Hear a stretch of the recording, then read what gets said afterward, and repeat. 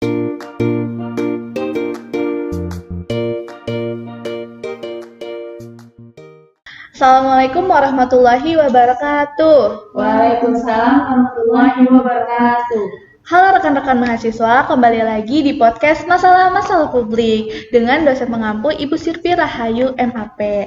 Nah, di sini kita akan membahas tema lanjutan yaitu mengenai manajemen publik bersama dua narasumber keren kita hari ini yaitu Kak Naya dan Kak Zulfa. Boleh kali ya Kak langsung perkenalan lebih dalam karena ada nih pepatah mengatakan tak kenal maka tak Saya. Oke, maka dari itu kita perkenalan terlebih dahulu ya. Boleh dimulai dari Kak Zulfa. Halo semuanya, perkenalkan nama saya Zulfa Ramadhani, biasa dipanggil Zulfa dari program studi administrasi publik angkatan 2023. Halo semuanya, halo Kak Cynthia. Perkenalkan nama saya Irma Naya Lagi. Saya biasa dipanggil Naya. Sama juga dari Kak Zulfa dari program studi administrasi publik angkatan 2023. Nah, gimana nih kabar Kak Naya dan Kak Zulfa? Nah, kabar saya sendiri baik. Kak Cynthia sendiri gimana? Alhamdulillah nih baik. Nah, kira-kira apa sih fokus atau pembahasan yang akan kita ulik pada hari ini? Nah, untuk fokus pembahasan hari ini itu yaitu tentang rendahnya indeks profesionalitas ASN di Provinsi Banten dengan indeks profesionalitas ini mempunyai 4 indikator. Oke, menarik sekali ya. Kira-kira boleh tahu nggak nih alasan kalian memilih fokus tersebut? Baik, untuk alasannya sendiri, seperti yang kita ketahui ya Kak Cynthia, bahwa aparatur sipil negara ini kan tugasnya itu melayani publik juga melaksanakan kebijakan dan lain sebagainya. Tentunya ini berintervensi ataupun tidak langsung gitu ke masyarakat itu sendiri.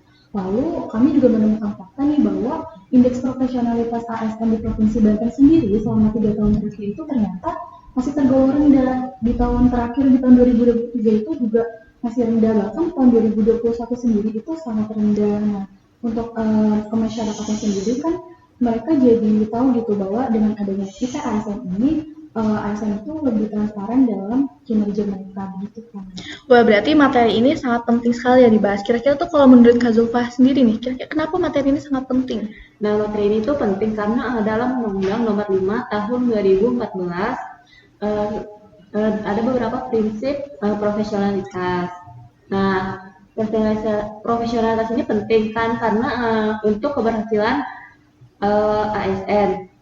Nah, sebagai pelayanan publik, pelaksana kebijakan dan lain-lain. Oke, tadi kan menurut Kak Zulfa ini penting. Nah, sedangkan menurut Kak Naya sendiri nih bagaimana? Oke, saya sependapat nih dengan Kak Zulfa. Jadi profesionalitas dalam ASN itu sangat penting juga karena berarti profesionalitas itu kan artinya seseorang itu memiliki kemampuan gitu ya Kak dalam bidangnya. Jadi kalau misalnya ada seseorang yang menganggap bahwa dirinya itu sudah profesional, dengan kata lain dia itu sudah ahli dalam bidangnya juga sudah melaksanakan output yang berkualitas tinggi gitu kan.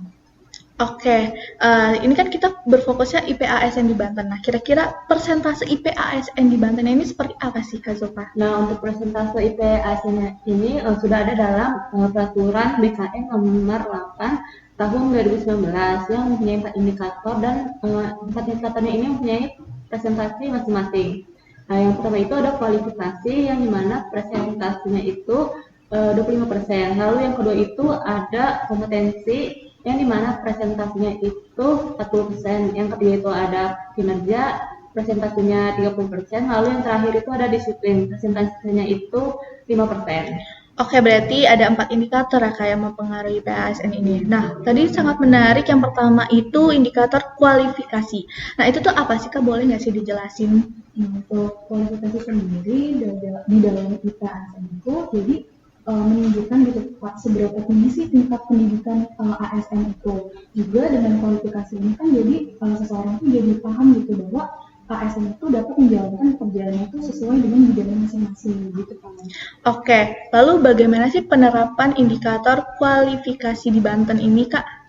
Nah, untuk indikator kualifikasi ini dalam 3 tahun terakhir di Provinsi Banten ini menurun ya. Nah, kita mengambil tahun 2023 di Provinsi Banten 3 kota atau kabupaten terendah.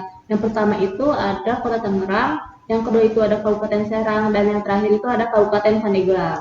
Wah, ternyata Kota Tangerang masuk ke dalam 3 indikator yang terendah ya, Kak ya. Padahal yang kita tahu ya, kalau Kota Tangerang ini kan kota yang sudah maju ya kan. Kira-kira apa nih Kak penyebabnya? Mungkin dari data yang kami dapatkan, salah satu penyebabnya itu mungkin dari KSN sendiri itu berdasarkan tingkat pendidikannya yang kami lansir dari Badan Pusat Statistik Kota Tangerang, itu di Kota Tangerang sendiri selama 3 tahun terakhir justru mengalami penurunan Kak selama bertahun-tahun. Dari tahun 2021 itu sebanyak 7.700, lalu menurun di tahun 2022 itu menjadi 7.385, dan menurun lagi di tahun 2023 menjadi 6.940 begitu kan. Wah, sangat menarik sekali ya. Nah, selanjutnya kan ada indikator kompetensi ya Kak kalau nggak salah. Nah, itu tuh boleh nggak sih dijelasin apa sih indikator kompetensi dalam hal ini? Nah, indikator kompetensi ini kan presentasinya paling besar ya di antara indikator yang lainnya. Nah, secara umumnya itu kompetensi ini merupakan penilaian kemampuan seorang dilihat dari keterampilan, pengetahuan, dan sikap yang didukung oleh rencana pengembangan kompetensi, begitu kan?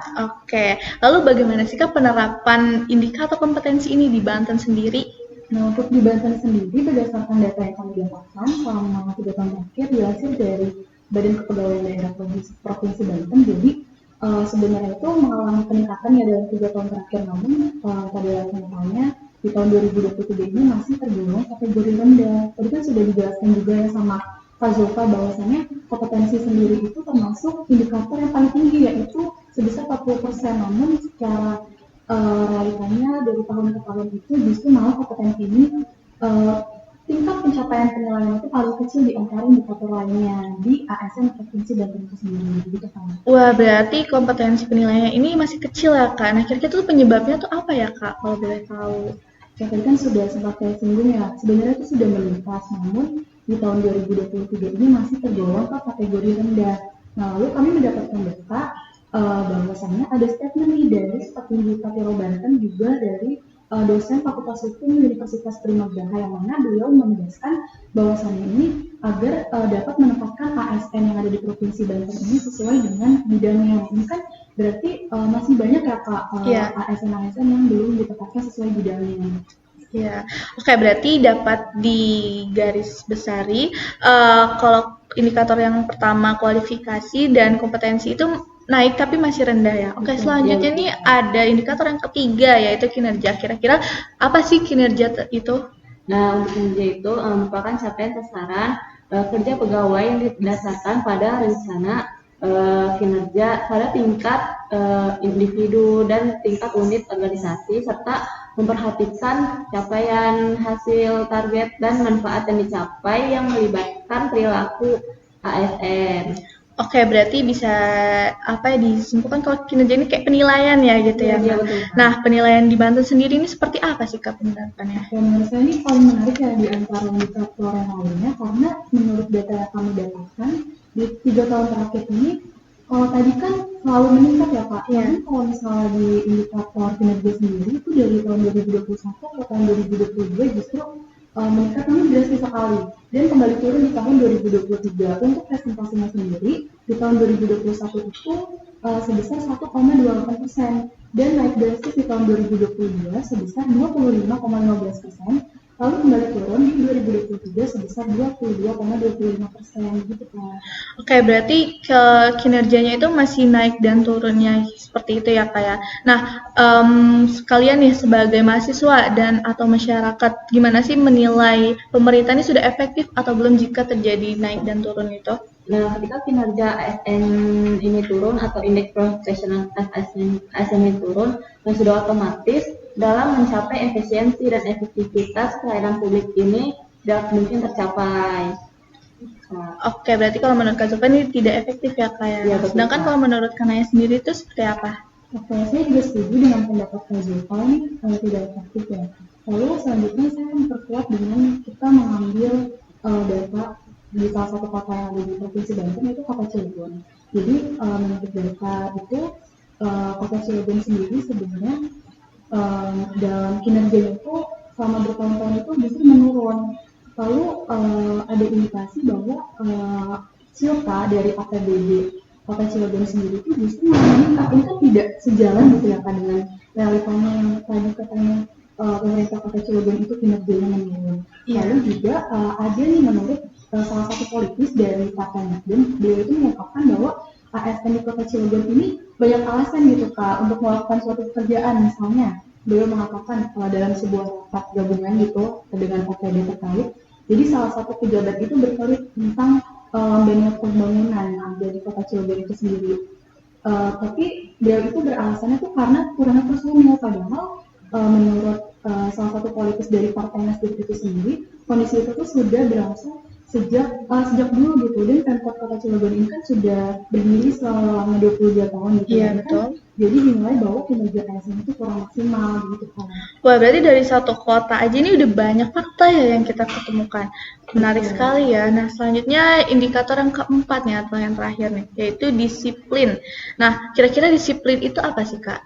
Ya, untuk disiplin dalam IPASN sendiri itu menggambarkan kesanggupan seseorang gitu dalam melaksanakan tugasnya, juga gimana sih mereka itu apakah melanggar peraturan-peraturan yang sudah ditetapkan gitu di dalam perundang-undangan ataupun peraturan kedinasan lainnya.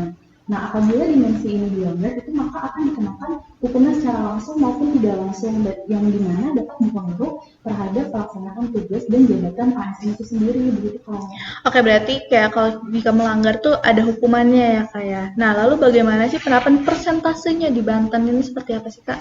Nah, untuk data persentase 3 tahun terakhir ini masih tidak mengalami signifikan, yang dimana pada tahun 2021 itu persentasenya 4,8%, sedangkan di 2022 dan 2023 ini 5%, yang dimana 2021 ini termasuk kategori sangat rendah, sedangkan di tahun 2022 dan 2023 ini termasuk kategori yang rendah, begitu Kak. Oke, berarti bisa dikatakan ini belum baik ya penilaiannya.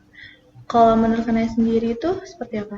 Oke, mungkin saya bisa menambahkan datanya ya Kak. Jadi kami mendapatkan fakta kembali bahwasannya dari Banten TV, dilansir dari Banten TV, bahwa sepanjang tahun 2023 BKD atau Badan Kepegawaian Daerah Provinsi Banten sendiri ini telah memberikan sanksi gitu kepada belasan ASN.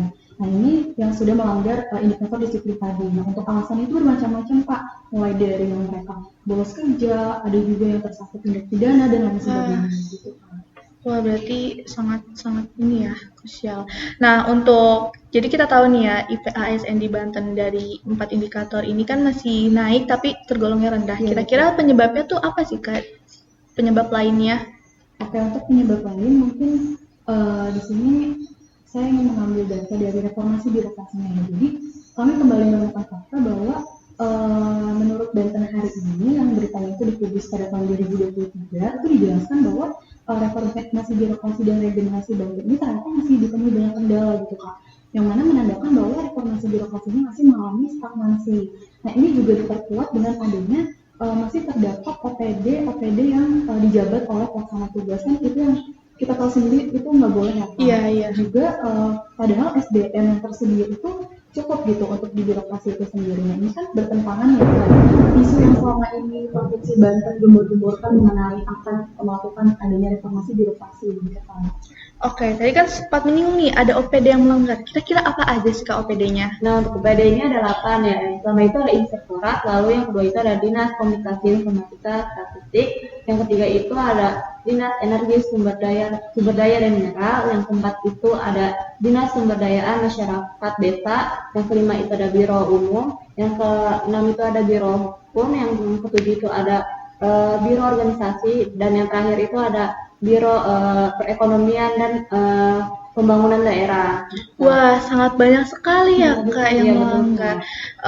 Bisa kita ketahui nih, karena OPD yang melanggar ini banyak beberapa faktor, yaitu tadi yang sudah dijelaskan oleh Kak Naya dan Kak Zulfa. Nah, ini bisa jadi pembelajaran bagi OPD-OPD lainnya untuk menerapkan agar terciptanya OPD yang tertib gitu. Lalu ada nggak sih Kak saran nih dari Kak Zulfa maupun Kak Naya? Nah, untuk yang pertama itu sarannya meningkatkan pelatihan ASN, yang dimana di Banten ini tingkat pendidikannya dan keterampilannya ini masih rendah. Yang seharusnya pemerintah ini memperbanyak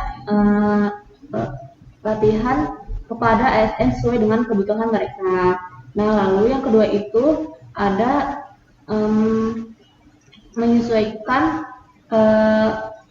ASN ini sesuai dengan kemampuan mereka. Yang dimana di Banten ini tuh tidak sesuai, ASN-nya itu sesuai dengan kemampuan mereka. Nah, seharusnya pemerintah ini memperhatikan ASN ini sudah cocok dengan bidangnya mereka sendiri. Kalau menurut Kanaya nih, kira-kira ada saran nggak sih Kak? Pastinya ada dong. Yang pertama dari saya itu tentunya perlu meningkatkan penilaian kinerja yang jelas seperti yang sudah dijelaskan tadi ya. Di indikator kinerja sendiri kan mengalami kenaikan yang drastis selalu menurun kembali ya. Nah itu artinya perlu ditingkatkan lagi dalam penilaian kinerjanya. Lalu yang terakhir itu adalah memperketat pengawasan kinerja yang jelas. Tadi juga sudah dijelaskan di indikator disiplin yang mana sebenarnya sudah meningkat namun masih tergolong rendah. Lalu juga terdapat banyak kasus pelanggaran juga seperti yang sudah dijelaskan. Nah ini pemerintah itu perlu lebih tegas lagi dalam mengawasi ASN yang ada. Gitu. Oke, berarti dapat disimpulkan nih teman-teman bahwa IP ASN di Banten ini mengalami kenaikan tapi masih rendah ya Kak ya. Karena disebabkan banyak masalah yang kompleks dan saling berkaitan yang sudah dijelaskan oleh Kak Naya maupun Kak Zulfa. Nah, tentu hal ini bukan berarti nggak bisa diperbaiki ya teman-teman, betul kan Kak? Betul. Gimana kita lihat keseriusan pemerintah untuk melakukan evaluasi dan perbaikan. Nah, semoga ini menjadi pengingat para OPD akan pentingnya profesionalisme. Oke Kak, mungkin cukup untuk pembahasan yang sangat menarik ini dan ilmunya tuh benar-benar sangat bermanfaat. Terima kasih ya Kak Naya dan Kak Zulfa. Oke, mungkin sekian dari pembahasan mengenai manajemen publik. Sampai berjumpa lagi di episode selanjutnya.